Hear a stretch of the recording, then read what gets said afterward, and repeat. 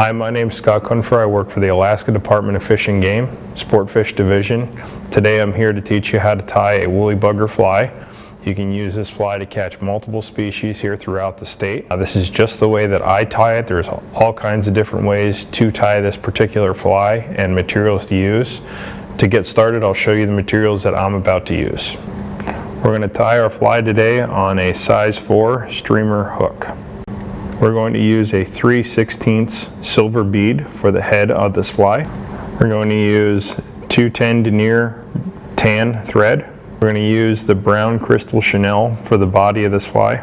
We're going to use saddle hackle of brown color for this fly. And we're going to try to pick out filaments that are going to be at least as long as the gap of the hook. So for the tail of this fly, you normally use a kind of Marabou. I'm going to pull my Marabou from the tail, the rump feathers of this pheasant skin that I have. You can purchase Marabou in just a small container. I just like this material. It's good for this particular size fly.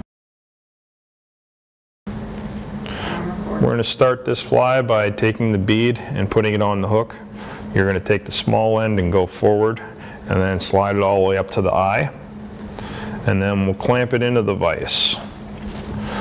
We'll take our thread and we're going to lay it down on the shank, and then we're going to just slowly tie a thread base across the whole shank of the hook.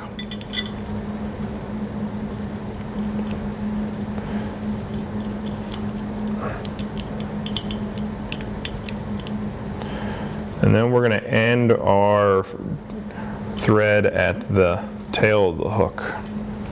We'll grab our chunk of brown Marabou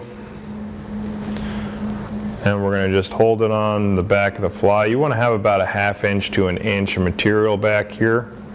We're going to switch hands to hold it with the left hand, and then we're going to just do a light wrap and then a tighter wrap, or 2 or 3, just to hold it in place. And then we're going to cut off our excess material in front of the wrap. We have just a little bit of a bump there, so all I'm going to do is tie that down a little bit more with the thread.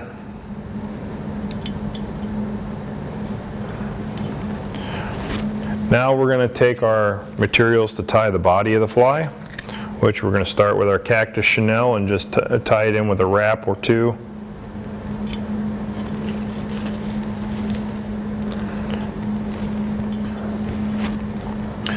And then we're also going to tie in our piece of saddle hackle. And I always loosen up the fibers of the feather just a little bit, and helps them stand out. And we're just going to wrap the tip in. So this is where I do my fly a little different than a lot of other people. I keep my thread to the back, and then I work my cactus material, the cactus Chenille, forward. And then I'm going to just pull the fibers up as I go. This helps make the body just a little bit fuller. And we're going to do this all the way to the back of the bead.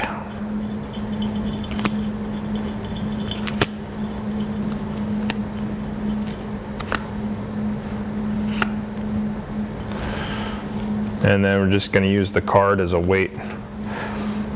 We're going to take our thread and just slowly work it into those fibers. The more you slide the thread back and forth, the easier it'll slide down in there, and it won't crunch down all the materials on the body. What I'm doing here is, by moving the thread forward and giving it an extra wrap here, it's going to make the fly a little bit more durable. It'll hold up for more fish catching action.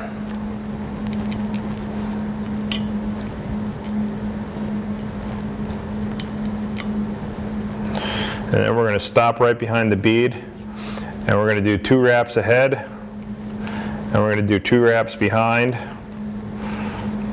Now the cactus Chenille is tied firmly in place, and we can cut off our excess material. Now that the excess is gone, we're going to just take our thread and slowly work it back to the back of the fly.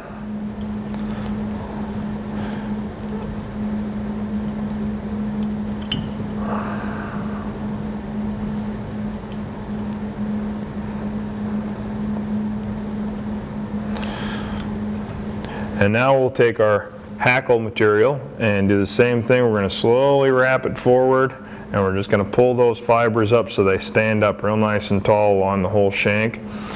You're going to kind of want to do this that it's fairly even wraps going forward, so that you use most of the material that you wanted to use off this particular piece, but you don't want to run out when you get close to the front of the fly.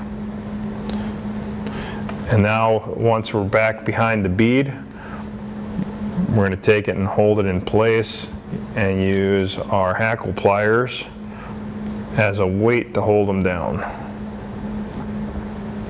And then we'll take our thread and slowly work back through these fibers and hold the saddle down in place.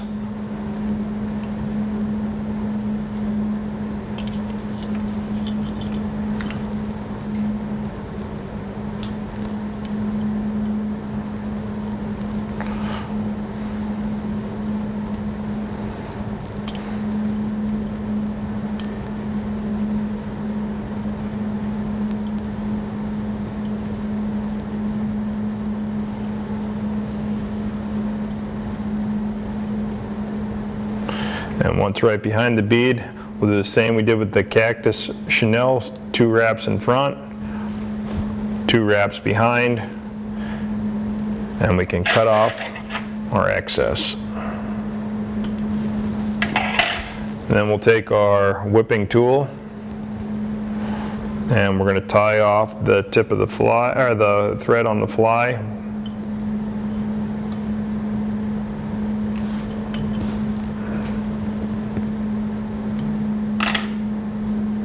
Pull it tight and cut it off. We'll add a drop of glue. And you can use super glue, you can use head cement, that's kind of up to you. You want something that's fairly liquid that slides in there. The easier, or the more liquid it is, the easier it slides into the thread fibers. And there you have it, a woolly bugger.